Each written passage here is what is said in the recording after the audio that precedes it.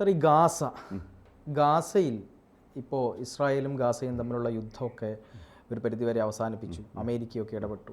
പക്ഷേ ഇപ്പോൾ സൗദിയുമായി ബന്ധപ്പെട്ട സൗദിയിലൊരു രാജകുമാരൻ്റെ ഒരു അഭിപ്രായം വളരെ ഗൗരവകരമായി ചർച്ച ചെയ്യപ്പെടുന്നുണ്ട്. അദ്ദേഹം പറഞ്ഞത് ഈ ഗാസയിൽ മാർഷൽ പ്ലാൻ നടപ്പിലാക്കിയിട്ട് ഗസയിലുള്ള ആളുകളെ അമേരിക്ക പറഞ്ഞിട്ടുണ്ട്, അവിടെയുള്ള ആളുകളെ അവിടെ നിന്ന് പുറത്താക്കും എന്നൊക്കെ പറഞ്ഞിട്ടുണ്ടായിരുന്നു. പക്ഷെ അത് അങ്ങനെയല്ല ചെയ്യേണ്ടത്. അവിടെ കൃത്യമായ റീബിൽഡിംഗ് പ്ലാനൊക്കെ നടപ്പിലാക്കി ഗസയിലെ ആളുകളെ അവിടെ തന്നെ താമസിപ്പിക്കണം, അവിടെ തന്നെ നിലനിർത്തണം എന്നാണ് അദ്ദേഹം പറയുന്നത്. അപ്പോൾ ഇത് എത്രത്തോളം പ്രാവർത്തികമാകും? ഇത് അമേരിക്ക ആ നിലയിലേക്ക് തന്നെ കാര്യങ്ങൾ ചെയ്യുമോ? അതായത് മ്യൂണിക് സെക്യൂരിറ്റി കോൺഫറൻസ് എന്ന് പറഞ്ഞൊരു മീറ്റിംഗ് നടന്നായിരുന്നു ഈയിടെ. അപ്പോൾ അവിടെ സൗദിയിലെ രാജകുമാരൻ പ്രിൻസ് തുർക്കി അൽ ഫൈസൽ എന്ന് പറയുന്ന പഴയ സെക്യൂരിറ്റി ആൻഡ് ഇൻ്റലിജൻസ് ചീഫായിരുന്നു സൗദി അറേബ്യയുടെ. അപ്പോൾ അദ്ദേഹം സംസാരിക്കുന്നതിനിടയിൽ ഒരു അഭിപ്രായം പറഞ്ഞായിരുന്നു, ഗാസയ്ക്ക് ഇപ്പോൾ ആവശ്യം ഒരു മാർഷൽ പ്ലാനാണ്. അപ്പോൾ മാർഷൽ പ്ലാനിൽ യൂറോപ്പിൻ്റെ റീബിൽഡിങ് ആൻഡ് റീകൺസ്ട്രക്ഷന് വേണ്ടിയിട്ട് അമേരിക്ക മുടക്കിയ മെറ്റീരിയലുണ്ട്, ടെക്നിക്കൽ അസിസ്റ്റൻസ് ഉണ്ട്, ക്യാപിറ്റലുണ്ട്. അത് മുടക്കിയിട്ട് യൂറോപ്പിനെ റീബിൽഡ് ചെയ്തു. പ്രത്യേകിച്ച് വെസ്റ്റേൺ യൂറോപ്പ് മൊത്തം അവർ കഴിയുന്നത്ര നല്ല ഭംഗിയായ രീതിയിൽ അതിനെ റീകൺസ്ട്രക്ട് ചെയ്തെടുത്തു. അവിടെ നിന്ന് യൂറോപ്യൻസിനെ ആരെയും മാറ്റിയില്ല, അവരൊക്കെ അവിടെ തന്നെ ഉണ്ടായിരുന്നു. അതേ പദ്ധതി, ഈ മാർഷൽ പ്ലാൻ ഇവിടെ ഗാസയിലും നടത്തണം. ഇവിടെ വന്നിട്ട് റീബിൽഡ് ചെയ്തോ, ഇവിടെ വന്നിട്ട് പണം മുടക്കിക്കോ, കൺസ്ട്രക്ഷനൊക്കെ നടത്തിക്കോ, മെറ്റീരിയൽ കൊണ്ടുവന്നോ, അതേപോലെ ടെക്നോളജി കൊണ്ടുവന്നോ, അങ്ങനെ ക്യാപിറ്റലും കൊണ്ടുവന്നോ, അങ്ങനെ ഇതങ്ങ് റീകൺസ്ട്രക്ട് ചെയ്താൽ മതി. അല്ലാതെ നിങ്ങൾ ഈ പറയുന്ന രീതിയിൽ ആൾക്കാരെ പറഞ്ഞയച്ചിട്ട് വേണ്ട എന്നാണ് പ്രിൻസ് തുർക്കി അൽ ഫൈസൽ പറഞ്ഞിരിക്കുന്നത്. അപ്പോൾ ഈ മാർഷൽ പ്ലാൻ എന്ന് പറഞ്ഞു കഴിഞ്ഞാൽ it is named after George Marshall. അദ്ദേഹം അമേരിക്കൻ ആർമിയിൽ ജനറലായിരുന്നു. പിന്നെ അതിനുശേഷം he became the secretary of state. അപ്പോൾ അദ്ദേഹം 1947 പ്ലാൻ പറഞ്ഞു. അതായത് യൂറോപ്പൊക്കെ ഇപ്പോൾ ഈ സെക്കൻഡ് വേൾഡ് വാർ കഴിഞ്ഞ് ആകെ നശിച്ച് കിടക്കുകയാണ്, തകർന്നടിഞ്ഞ് കിടക്കുകയാണ്. അവരുടെ റീകൺസ്ട്രക്ഷൻ നമ്മൾ എന്തെങ്കിലും ചെയ്യണം എന്ന് പറഞ്ഞാൽ അദ്ദേഹം ഒരു പ്രപ്പോസൽ വെച്ച് 1947 ഈ പ്രപ്പോസൽ വെച്ച് കഴിഞ്ഞപ്പോൾ അമേരിക്കൻ കോൺഗ്രസ് അത് അപ്രൂവ് ചെയ്തു. പിന്നീട് അന്നത്തെ പ്രസിഡന്റ് ഹാരി ട്രൂമാൻ 1948 അത് സൈൻ ചെയ്തിട്ട് അതൊരു നിയമമാക്കി. അങ്ങനെ അതൊരു നിയമമാക്കി കഴിഞ്ഞപ്പോൾ ആണ് ഈ അമേരിക്ക ഇവരെ സഹായിക്കാൻ തുടങ്ങി യൂറോപ്പിന്. അപ്പോൾ വളരെയധികം വർക്കും മറ്റു കാര്യങ്ങളൊക്കെ വന്നു. ഈ യൂറോപ്പിനെ സഹായിക്കാനും പറ്റി, യൂറോപ്പിൻ്റെ റീകൺസ്ട്രക്ഷനും പറ്റി. അതിൻ്റെ കൂട്ടത്തിൽ അമേരിക്കയ്ക്കും സാമ്പത്തിക ലാഭം ഉണ്ടായി. അങ്ങനെ മ്യൂച്വലി ഹെൽപ്ഫുള്ളായിട്ട് അത് മാറി. ഇപ്പം നമ്മൾ പ്രത്യേകിച്ച് SFI DYFI കാരെയൊക്കെ പഠിപ്പിക്കുന്ന അമേരിക്ക എന്ന് പറഞ്ഞാൽ എല്ലായിടത്തും ചെന്ന് വലിച്ചുവാരാണ്. വാസ്തവത്തിൽ ഈ മാർഷൽ പ്ലാനൊക്കെ അവർക്കൊന്ന് പഠിപ്പിച്ചു കൊടുക്കേണ്ടതാണ് എന്താണെന്ന്. അല്ലാതെ അമേരിക്ക എപ്പോഴും തെറി പറഞ്ഞു നടന്നുകൊണ്ട് കാര്യമില്ല. അപ്പോൾ ആ രീതിയിൽ പിന്നീട് അദ്ദേഹത്തിന് ഈ ജോർജ് മാർഷലിന് നൊബേൽ പ്രൈസ് കിട്ടിയായിരുന്നു. അത് it was I think in 1953 മറ്റാണ് അദ്ദേഹത്തിന് നൊബേൽ പ്രൈസ് കിട്ടിയായിരുന്നു. അപ്പോൾ അതുവഴി ഈ ഇവിടുത്തെ യൂറോപ്പിലെ ആൾക്കാർക്ക് ഒരു പുനർജീവിതം കിട്ടിയ പോലെയായി. അത് തന്നെ ഗാസയിലും എന്തുകൊണ്ട് ട്രൈ ചെയ്ത് കൂടാ. എന്നിട്ട് അദ്ദേഹം വേറൊരു കാര്യം കൂടി പറഞ്ഞു, അമേരിക്കയ്ക്ക് ഇതിനൊരു ബാധ്യതയുണ്ട്. കാരണം എന്താണ്, 50,000 ആൾക്കാർ ഗാസയിൽ മരിച്ചു. അതിന് ഉത്തരവാദി ആരാ? അമേരിക്കയാണ്. കാരണം അമേരിക്കയുടെ വെപ്പൺസ് ഉപയോഗിച്ചിട്ടുണ്ട് ഇസ്രായേൽ. അപ്പോൾ അമേരിക്കയ്ക്ക് ഡ്യൂട്ടി ഉണ്ട്. അമേരിക്ക വന്നോ, ക്യാപിറ്റൽ കൊണ്ടുവന്നോ, ടെക്നോളജി കൊണ്ടുവന്നോ, മെറ്റീരിയൽ കൊണ്ടുവന്നോ, ഇവിടെ നന്നാക്കിക്കോ. പിന്നെ അമേരിക്ക പറയുന്ന പ്ലാനൊന്നും നടപ്പുള്ളതല്ല, അതായത് ഇവിടുന്ന് ആൾക്കാരെ ഓടിക്കാൻ കാര്യമൊക്കെ എന്നൊക്കെയാണ് അദ്ദേഹം അവിടെ പ്രസംഗിച്ചത്. അപ്പോൾ ഇത് പറയുമ്പോൾ ഒരു കാര്യമുണ്ട്, ഈ പ്രിൻസ് തുർക്കി അൽ ഫൈസൽ ഇത് പറഞ്ഞു. പക്ഷേ കാര്യങ്ങൾ തീരുമാനിക്കുന്നത് വേറെ പ്രിൻസാണ്, പ്രിൻസ് MBS മുഹമ്മദ് ബിൻ സൽമാൻ. അപ്പോൾ ഈ മുഹമ്മദ് ബിൻ സൽമാന് സുഖിപ്പിക്കാനും കയ്യിലെടുക്കാനും വേണ്ട എല്ലാ നടപടികളും ട്രംപ് സ്വീകരിച്ചിട്ടുണ്ട്.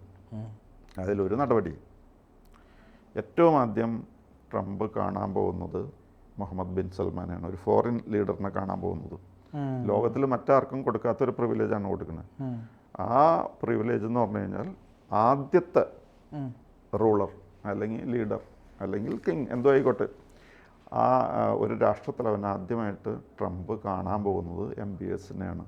ഇതിൽ പരം സന്തോഷം എന്താ അദ്ദേഹത്തിന് കിട്ടുക?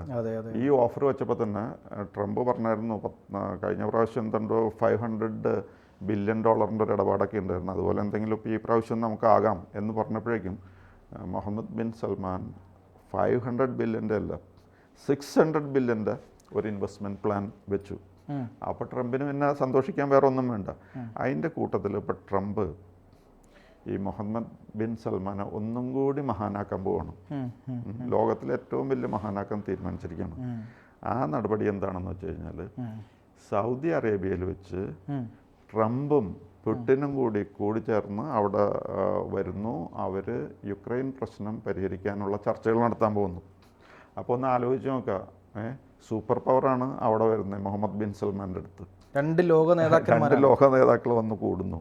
എല്ലാവരും all roads lead to Rome എന്ന് പറഞ്ഞണം. എല്ലാം ചെന്നെത്തുന്നത് സൗദിയിൽ ബിൻ സൽമാൻ്റെ അടുത്താണ്. അപ്പോൾ സൽമാന് സന്തോഷമാവുമല്ലോ. അപ്പോൾ ഇതിൽ പ്രശ്നം എന്താണെന്ന് വെച്ച് കഴിഞ്ഞാൽ പണ്ട് കാലത്തൊക്കെ ഇങ്ങനെയായിരുന്നില്ല. ഇന്ത്യ പാകിസ്ഥാൻ യുദ്ധം ഉണ്ടായിരുന്നു. അന്ന് ലാൽ ബഹദൂർ ശാസ്ത്രിയും അയൂബ് ഖാനൊക്കെ റഷ്യയിലേക്ക് പോകുമായിരുന്നു, അങ്ങോട്ട് അവരുടെ അടുത്തേക്ക് പോകുമായിരുന്നു. അവിടെ ചെന്ന് താഷ്കണ്ടിൽ വെച്ച് ആണ് സമാധാന ചർച്ച നടത്തിയത്. അത് കഴിഞ്ഞ് ലാൽ ബഹദൂർ ശാസ്ത്രിക്ക് ഹാർട്ട് അറ്റാക്ക് വരികയും മരിക്കുകയൊക്കെ ചെയ്തു, അത് വേറെ കഥ. പക്ഷേ ആൾക്കാർ അങ്ങോട്ട് പോകുമായിരുന്നു, സൂപ്പർ പവറായ റഷ്യയുടെ അടുത്ത്. ഇപ്പം സംഭവിക്കുന്ന അതല്ല. റഷ്യയും അമേരിക്കയും എല്ലാവരും മുഹമ്മദ് ബിൻ സൽമാൻ്റെ അടുത്തേക്ക് ചെല്ലുന്നു. മുഹമ്മദ് ബിൻ സൽമാൻ ഇതിൽ കൂടുതലൊന്നും സന്തോഷിപ്പിക്കാൻ പറ്റില്ലല്ലോ. അപ്പം അതുകൊണ്ട് ഈ സന്തോഷത്തിൽ മുഹമ്മദ് ബിൻ സൽമാൻ എങ്ങനെ ട്രംപിനോട് പ്രതികരിക്കും എന്ന് നമുക്ക് നോക്കിയിരിക്കാം. കാരണം ഇത്രയും സന്തോഷിപ്പിച്ച നിലയ്ക്ക് മുഹമ്മദ് ബിൻ സൽമാൻ ഒരു ഡ്യൂട്ടി വരികയാണ് തിരിച്ച്. ഇപ്പോൾ ലോകത്തിലെ ഏറ്റവും വലിയ മഹാനാക്കി മാറ്റി മുഹമ്മദ് ബിൻ സൽമാൻ. അപ്പോൾ തിരിച്ചെന്തെങ്കിലും ചെയ്യണമല്ലോ.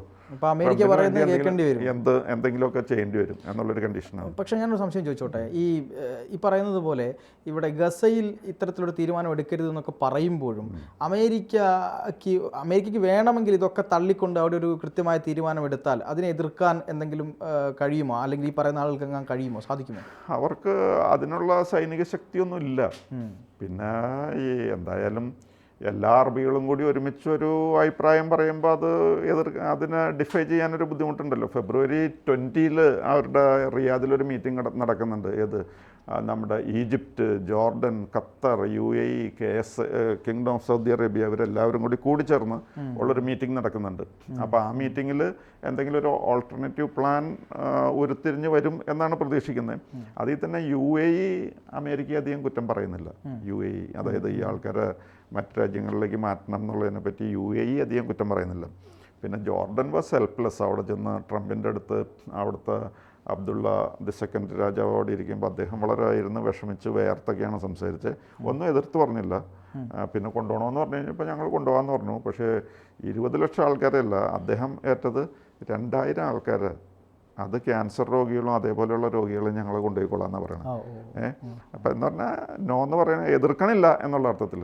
പിന്നെ അദ്ദേഹം പറഞ്ഞു ഈജിപ്തിൽ അവർ എന്തോ പ്ലാൻ കൊണ്ടുവരുന്നുണ്ട്, പിന്നെ സൗദിയിലൊരു മീറ്റിംഗ് ഞങ്ങൾ നടത്താൻ പോകുന്നുണ്ട്, അതൊക്കെ കഴിയട്ടെ, അത് കഴിഞ്ഞിട്ട് നമുക്ക് തീരുമാനിക്കാമെന്നും പറഞ്ഞ് അദ്ദേഹം വെറുപ്പിക്കാതെ വഴക്കുണ്ടാക്കാതെ അവിടെയൊന്നും തടിയപ്പിങ്ങ് പോരുകയാണ് ചെയ്തത്. അതാണ് ഈ ട്രംപ് ശക്തമായിട്ട് ഇസ്ലാമിക തീവ്രവാദത്തിനെതിരെ നിലപാട് സ്വീകരിക്കുമ്പോൾ UAE പലപ്പോഴും അതേ നിലപാട്, ഒരു മുസ്ലിം രാജ്യമായിട്ട് കൂടി ഇസ്ലാമിക തീവ്രവാദത്തിനെതിരായിക്കൊണ്ട് വളരെ ശക്തമായ നിലപാടാണ് UAEയും പലപ്പോഴും സ്വീകരിക്കാറുള്ളത്. അപ്പോൾ അത് രണ്ടും കൂടെ ചേരുമ്പോൾ ഇത്തരം ലോകത്തിന് തന്നെ അപകടകരമായിട്ടുള്ള ഇത്തരം തീവ്രവാദ പ്രവർത്തനങ്ങൾക്കെതിരായിക്കൊണ്ട് ഇവരെല്ലാം കൈകോർത്ത് മുന്നോട്ട് പോകുമെന്നാണ് നമ്മളും ഇപ്പോൾ പ്രതീക്ഷിക്കേണ്ടത് ഈ ഒരു മാറ്റത്തിലൂടെ. എന്തായാലും അടുത്ത ദിവസങ്ങളിൽ നമുക്ക് ഇതിൻ്റെ ഈ കൂടിക്കാഴ്ചയ്ക്കൊക്കെ ശേഷം അറിയാം എന്ത് സംഭവിക്കും എന്നുള്ളത്. കൂടുതൽ വാർത്തകളും വിശേഷങ്ങളും നിങ്ങളിലേക്ക് എത്താൻ ABC മലയാളം സബ്സ്ക്രൈബ് ചെയ്യുക, ബെൽ ബട്ടണും അമർത്തുക.